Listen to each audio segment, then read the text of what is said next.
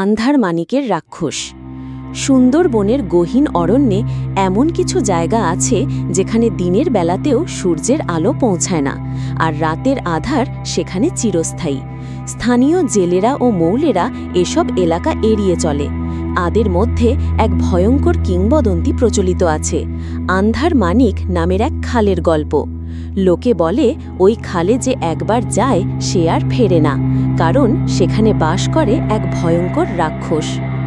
শহরের তিন বন্ধু রাহাত, সিজান আর অনিক অ্যাডভেঞ্চারের নেশায় সুন্দরবন ঘুরতে এলো। তারা ছিল দুঃসাহসী এবং কিছুটা অহংকারী। স্থানীয়দের মুখে আন্ধার মানিকের রাক্ষসের গল্প শুনে তারা হাসাহাসি করল।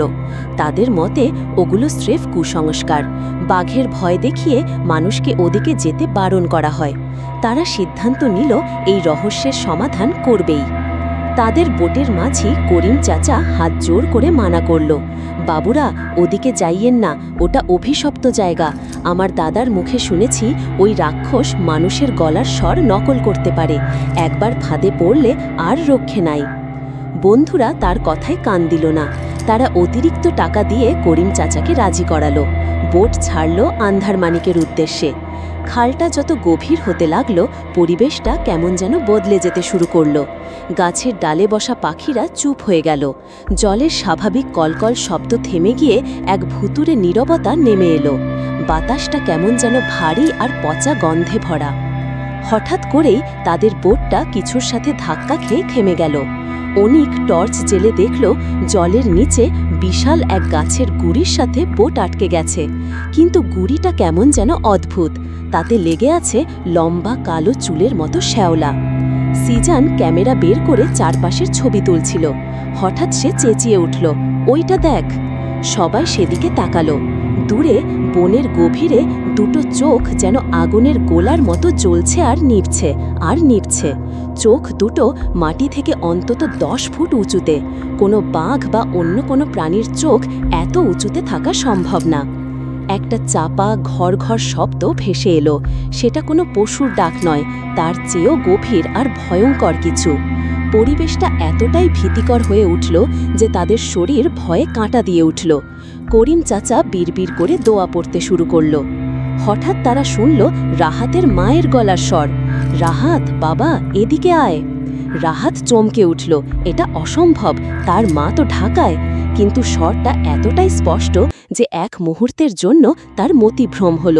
সে বোট থেকে নামতে উদ্যত হতেই করিম চাচা তার হাত চেপে ধরল, বাবুরা খবরদার, ওইটাই রাক্ষসের চাল, ও শিকারকে কাছে ডাকার জন্য প্রিয়জনের স্বর নকল করে। কথাটা শেষ হতে না হতেই খালের অপর পাশ থেকে অনিকের ছোট বোনের কান্নার আওয়াজ ভেসে এলো। অনিক উত্তেজনায় দাঁড়িয়ে পড়ল, তার যুক্তিবুদ্ধির লোপ পাচ্ছিল। ঠিক তখনই জলের ভেতর থেকে বিশাল এক অবয়ব উঠে দাঁড়ালো। লম্বায় প্রায় দোতলা গাছের সমান, তার শরীরটা কাদা মাটি আর শ্যাওলায় ঢাকা। বিশাল দুটো হাত, তাতে ধারালো নখের জায়গায় যেন কাঁচের মতো বাঁকানো হাড়। মাথাটা মানুষের মতো, কিন্তু মুখটা বীভৎসভাবে চওড়া, আর সেই মুখে ধারালো হলদে দাঁতের শাড়ি থেকে লালা ঝরছিল। তার চোখ দুটো আগুনের ভাঁটার মতো জ্বলজ্বল করছে। রাক্ষসটা এক বিকট গর্জন করে উঠল। সেই গর্জনে যেন পুরো জঙ্গল কেঁপে উঠল। ভয়ে সিজানের হাত থেকে ক্যামেরাটা জলে পড়ে গেল। করিম চাচা কাঁপতে কাঁপতে চিৎকার করে বলল, বোট ঘোরান এক্ষুনি। কিন্তু ততক্ষণে অনেক দেরি হয়ে গেছে। রাক্ষসটা তার লম্বা একটা হাত বাড়িয়ে দিল বোটের দিকে। অনিক ভয়ে চিৎকার করতে গিয়েও পারল না, তার গলা দিয়ে কোনো স্বর বের হলো না।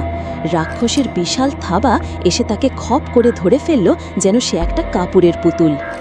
এক মুহূর্তের মধ্যে রাক্ষসটা অনিককে শূন্যে তুলে তার বিশাল মুখের দিকে নিয়ে গেল। এক হাড় হিম করা মটমট শব্দ আর একটা চাপা আর্তনাদ রাতের নীরবতাকে চিরে দিয়ে মিলিয়ে গেল। রাহাত আর সিজান আতঙ্কে পাথর হয়ে গিয়েছিল। করিম চাচা তার সমস্ত শক্তি দিয়ে বোটের মুখ ঘুরিয়ে পালাবার চেষ্টা করল, কিন্তু রাক্ষসটা এবার জলের নিচ দিয়ে তাদের বোটের দিকে দ্রুত এগিয়ে আসতে লাগল। জলের ওপর বিশাল ঢেউ উঠছিল। হঠাৎ বোটের নিচ থেকে প্রচণ্ড এক ধাক্কা লাগল। বোটটা প্রায় উল্টে যাচ্ছিল। সিজান ছিটকে জলের কিনারায় পড়ে গেল। সে ওঠার চেষ্টা করতেই কাদা থেকে বেরিয়ে আসা রাক্ষসের অন্য হাত তার পা চেপে ধরল। সিজান শুধু একবার রাহাত বলে চিৎকার করতে পারল। এরপর কর্দমাক্ত জলের গভীরে সে হারিয়ে গেল। রাহাত আর করিম চাচা তখন দিশেহারা। রাক্ষসটা এবার তাদের দিকেই এগিয়ে আসছে। তার মুখে লেগে আছে অনিকের রক্তের দাগ। তার চোখ দুটো যেন রাহাতের আত্মার ভেতর পর্যন্ত দেখে নিচ্ছে। করিম চাচা চিৎকার করে বলল, বাবা, আমি আর পারলাম না, তুমি পালাও, জঙ্গলের ভেতর দিয়ে দৌড়াও। রাহাত বোট থেকে লাফিয়ে পড়ে কাদা পানির মধ্য দিয়ে দৌড়াতে শুরু করল। তার পেছনে গাছের ডালপালা ভাঙার শব্দ। রাক্ষসটাও তাকে তাড়া করছে। সে দৌড়াচ্ছে, কিন্তু তার পা যেন চলছে না। তার কানে বাজছে রাক্ষসের সেই ঘর ঘর শব্দ আর তার নিজের হৃৎপিণ্ডের ধুকপোকানি। কিছু দূর দৌড়ানোর পর সে হোঁচট খেয়ে পড়ল। পেছনে তাকিয়ে সে দেখল রাক্ষসটা তার উপর ঝুঁকে আছে। তার নিঃশ্বাসে পচা মাংসের গন্ধ। রাক্ষসের জ্বলন্ত চোখ দুটোর দিকে তাকিয়ে রাহাতের মনে হল মৃত্যু বোধহয় এমনই শান্ত আর অনিবার্য।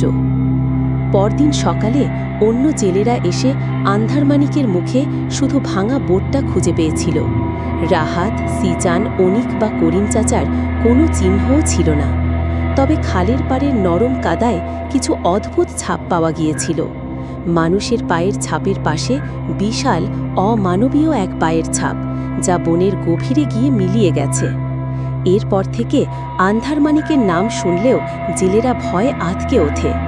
রাতের বেলা সুন্দরবনের কাছাকাছি গ্রামগুলোতে যখন কোনো অচেনা স্বর বা কান্নার আওয়াজ শোনা যায়, মায়েরা তখন ভয়ে তাদের সন্তানদের বুকে জড়িয়ে ধরে, কারণ তারা জানে আন্ধারমানিকের রাক্ষস আবার শিকারে বেরিয়েছে।